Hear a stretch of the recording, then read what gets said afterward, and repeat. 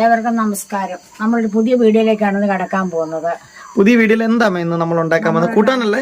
അടിപൊളി കൂട്ടാനാണ് ഉണ്ടാക്കാൻ പോകുന്നത്. അത് സംഭവം ഈ ഇരിക്കുന്ന സാധനമാണ് കേട്ടോ.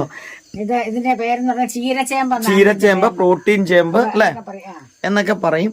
ചീര പോലെ അരിഞ്ഞ് തോരൻ വെക്കുന്നോണ്ടാണ് ചീരച്ചേമ്പ് എന്ന് പറയുന്നത് അല്ലേ? പക്ഷെ എല്ലാവർക്കും ചിലർക്കൊക്കെ ഈ ഇലത്തോരനൊന്നും ആർക്കും അത്ര ഇഷ്ടപ്പെടില്ല. ചീരച്ചേമ്പിന്റെ ഇലത്തോരൻ ഇഷ്ടമല്ലാത്തവർക്കും ഇലക്കറി ഇഷ്ടമല്ലാത്തവർക്കൊക്കെ കഴിക്കാനായിട്ട് സംതിങ് സ്പെഷ്യൽ ആണ് ഇന്നത്തെ തോരൻ അല്ലെ. അപ്പൊ ഇത് ഈ ഇലക്കറി ഇഷ്ടമല്ലാത്തവർ ഇത് കഴിക്കും. അതിനു വേണ്ടി അമ്മ എടുത്തിട്ടുള്ള ഒരു പ്രധാന ഐറ്റം ഈ കാണുന്നത് 2 പിടുത്തം പരിപ്പ്. നമ്മൾ സാമ്പാറിനകത്തിരുന്ന പരിപ്പാണ്. അത് നമ്മൾ വെള്ളത്തിലിട്ട് നന്നായിട്ട് കുതിർത്ത് കഴിഞ്ഞു. എത്ര സമയം വെള്ളത്തിലിട്ടമ്മേ?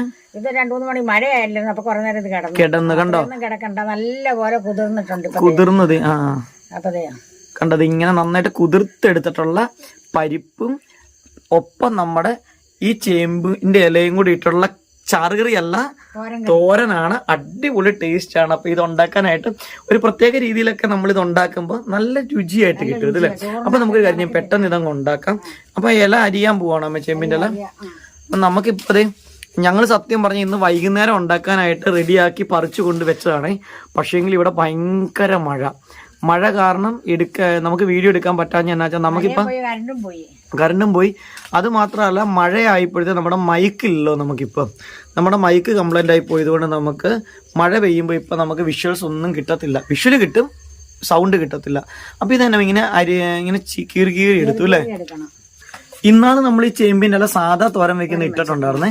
പക്ഷെ ഇത് സാധാ അല്ല. ഇതുപോലെ 2 ജോടി ചേമ്പ് നമ്മുടെ വീട്ടിലുണ്ട്. നമുക്ക് എന്നും തോരൻ വെക്കാം. കറിക്ക് ഒരു ബുദ്ധിമുട്ടില്ല അല്ലെ. ഇത് ചാറുകറി ഒക്കെ ഉണ്ടാക്കിയത് കൊണ്ടല്ലേ.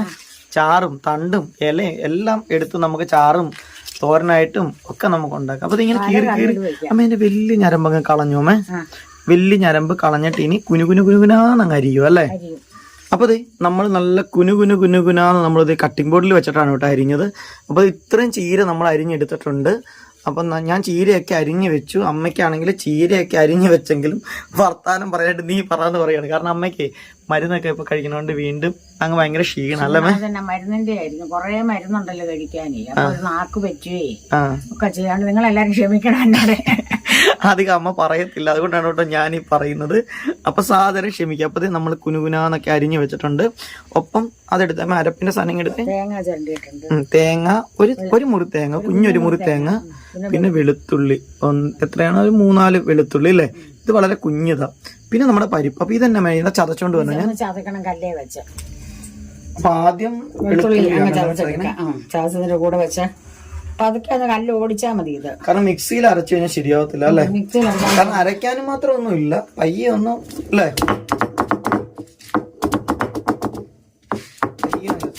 ഇത്രേ ഉള്ളൂ പരിപാടി അല്ലേ. പണി കഴിഞ്ഞു. മിക്സിയിൽ ഇട്ട് പോയാൽ നമ്മൾ പൊടി ആയിപ്പോ അല്ലേ. നമ്മളൊരു ഫ്രൈങ് പാൻ്റെ അകത്താണ് കേട്ടോ ഉണ്ടാക്കണം. അതിൻ്റെ അകത്ത് നമ്മള് വെളിച്ചെണ്ണ ഒഴിച്ചു. വെളിച്ചെണ്ണ ഫ്രൈങ് പാൻ ഒരു പ്രശ്നമുണ്ട്, 4 സൈഡിലേക്കും വെളിച്ചെണ്ണ പോകും. എന്തോ ഒരു പ്രത്യേക മാനുഫാക്ചറിങ് ഡിഫക്റ്റ് ആണ് തോന്നുന്നു ഇതിന്റെ അല്ലേ. നടു ഉന്തിയ പോലത്തേതാണ്. അപ്പൊ കടുക് പൊട്ടട്ടെ.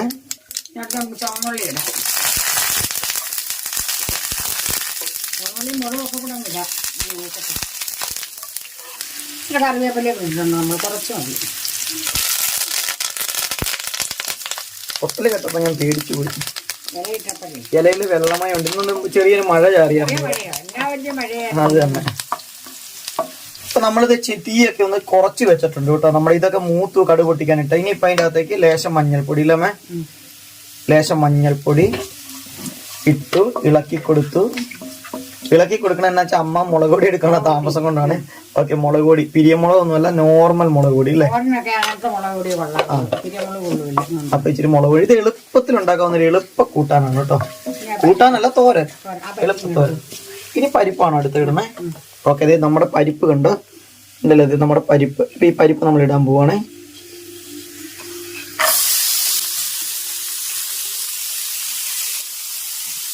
നല്ല ഭംഗിയല്ലേ പരിപ്പ് കിടക്കാനായിട്ട്.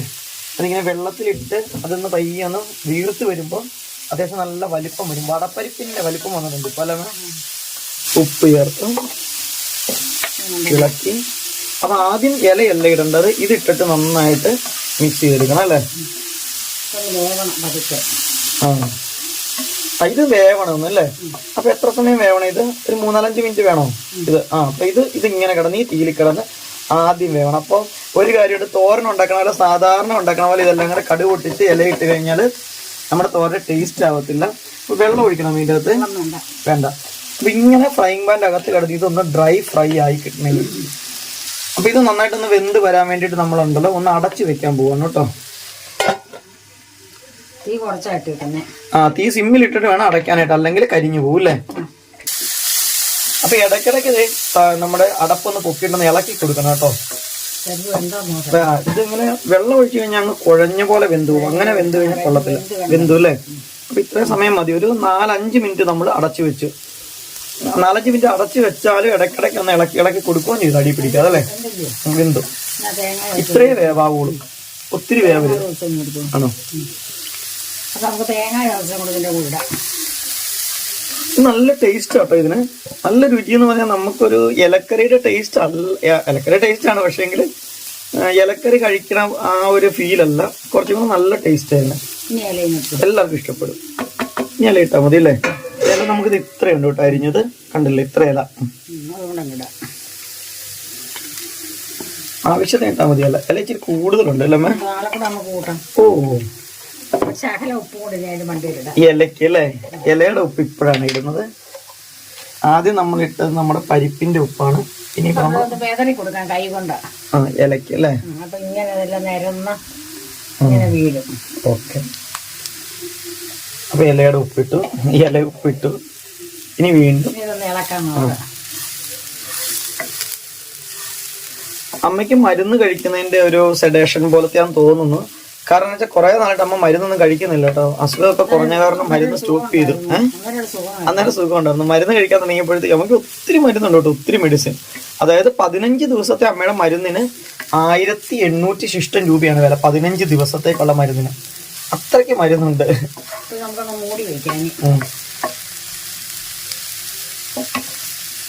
ഇനി ഇത് ഇല വാടാൻ വേണ്ടി മൂടി വെക്കണം അല്ലേ? അപ്പൊ ഇനി നമ്മുടെ മൂടിയൊക്കെ ഒന്ന് തുറന്ന് നോക്കുവാണ്. ഇനി തവിക്കണം കൊണ്ട് വേണം ഇളക്കാനായിട്ട് അല്ലേ?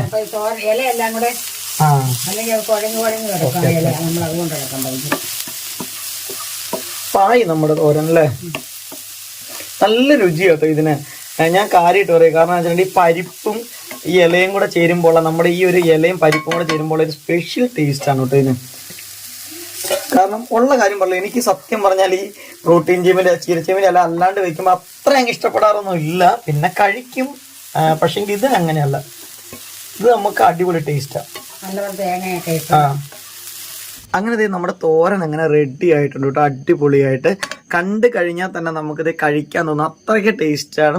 ടേസ്റ്റ് ലുക്കുമാണ് ഈ തോരൻ അല്ലേ? വീട്ടിൽ ഇതുപോലെ ജീരച്ചാമ്പ് ഉണ്ടെങ്കിൽ നിങ്ങൾ 2 ഇല കണ്ടിച്ചുകൊണ്ട് വെച്ചിരുന്ന ഒരു പിടുത്തം പരിപ്പ് നമ്മൾ കിടക്കാൻ നേരത്ത് വെള്ളത്തിലിട്ട് ആ വെള്ളം കിടക്കുമ്പോഴത്തേക്ക് ഊറ്റി വെക്കണം. ഊറ്റി നമ്മൾ പൊത്തി വെച്ചിരുന്ന രാവിലെ നമ്മുടെ ഇടയിലേക്ക് വെള്ളത്തിലിട്ട് വെച്ചേക്കല്ലേ? വെള്ളത്തിലിട്ട് വെച്ചിരുന്ന ഇത് ഈ പരിപ്പിന് അധികം വേവില്ലാത്ത പരിപ്പാ.